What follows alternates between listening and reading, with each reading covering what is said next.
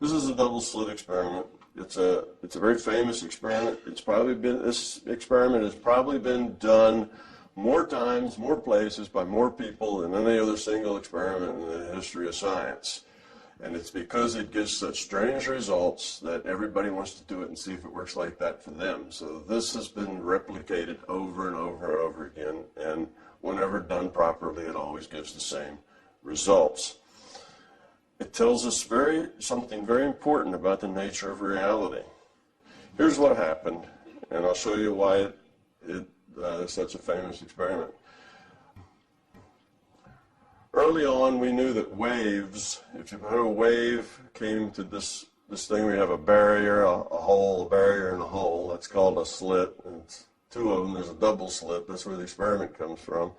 That if a wave came here, some of the wave would go through this slit, some of the wave would go through that slit, and the distance from here to here is a little shorter than it is from here to here, right? We can see that. That's pretty obvious. If that difference in distance turns out to be like this, so the wave coming from the top hole and the bottom hole are shifted in distance, one whole wavelength, then they both dip at the same time, they both crest at the same time, and you get a spot of light there. But if they happen to be just that difference in distance, where one gets to a peak just as the other one gets to a hump, you add them together, you get nothing. That's why you get nothing there. So what happens is you get this series of spots. It's called a diffraction pattern when you have waves going through the two slits. So they did this experiment with the double slit. They found a way to just fire one photon at a time at the slits, a particle. What they expected to see was this. What they saw was a diffraction pattern. Okay, now that was a surprise. They didn't expect that, so they said, well, there's something funny going on here at these slits. So these little red things are detectors. And they said, we're going to put detectors there at these slits, and we're going to see what's going on. And they did. They detected every time a photon went through this slit, the detectors would say, it went through the upper slit, or the detectors would say it went through the bottom slit. And whenever they did that, they got this pattern. So now the problem was, we take the detectors away, and you get this pattern. Then the idea with those detectors, they're doing something there.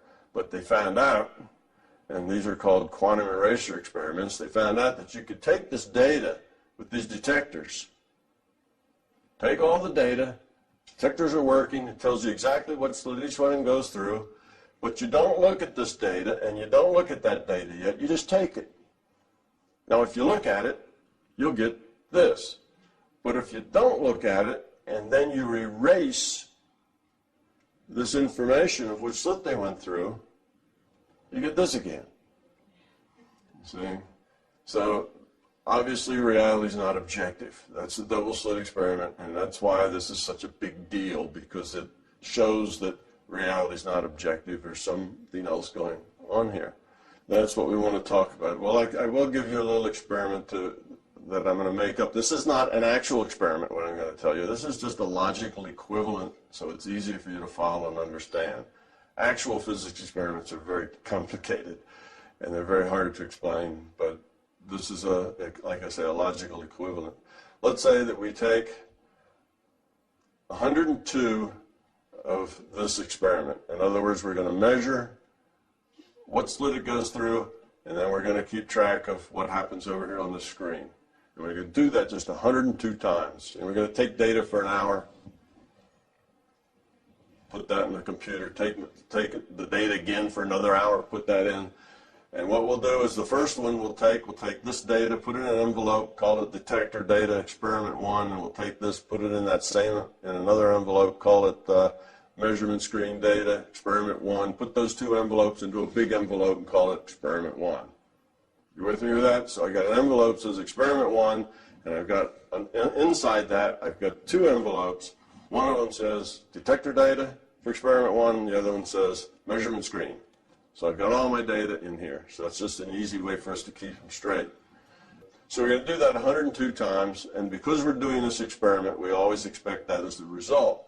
So after we have 102 of them, we look at the first one we did, and we take this data out of the envelope, take that data out of the envelope, and this is exactly what we see, just what we expected. That's the experiment we're doing. And then we take the last one we did, and we do the same thing. That's we want to make sure that they're the same, right, on both ends. So we do that, and we get exactly this. You know, we get the 2 spots of light here is what we get. So the first one and the last one are like that. We assume all the ones in the middle were like that because they were all just done together. All right, but now what this delayed quantum erasure means is that let's take the 100 envelopes that are left, right? We got rid of number 1, we got rid of, the first one and the last one. Now we have 100 left out of the 102. We'll take those 100 and we'll shuffle them, we'll randomize them up. Then we'll deal them out into 2 piles of 50. Now, one pile of 50, we will look at them. We'll take the envelopes out and look at them, and every one of them, all 50 of them, will look just like this. We have the 2 spots here. Now, the other 50, we'll take out the detector data of each one of the 50, put them in a pile, and set fire to them. We're going to burn them. We're going to destroy them. That's our erasure experiment. Okay, I'm making a very simple concept in the erasure experiment. We just burn them and destroy them. And no, they're not still readable in the ashes. We'll take the ashes and put them in water or something. Don't complicate the experiment. We're just going to burn them. That's going to get rid of them, and they will be erased. And then we'll open up these envelopes, and every one of them will be a diffraction pattern. You see? That's what I mean by a delayed quantum erasure experiment. Every one of them will be. And you're thinking, how could that happen? You see, the experiment was done, let's say, a year ago, before we took these envelopes out and sorted them. It doesn't matter. 10 years ago. The amount of time is irrelevant. In these experiments, they're actually done like 10 nanoseconds. But it doesn't matter. If you can do it in arrears, you can do it any amount of time. So that's why this is weird science.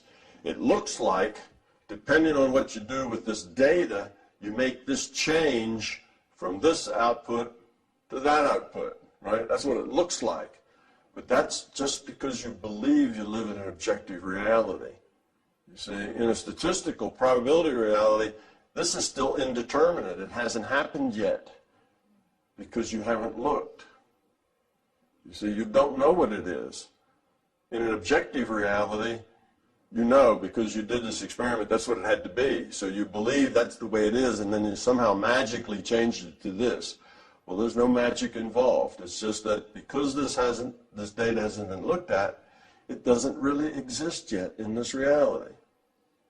Because we live in a probabilistic reality. I know you're thinking, that sounds impossible, but that's because you are ingrained from your culture with the concept of an objective reality. You believe that's the way it is, so when you see this or hear about it, it just doesn't make sense. Just like the world being around didn't make sense.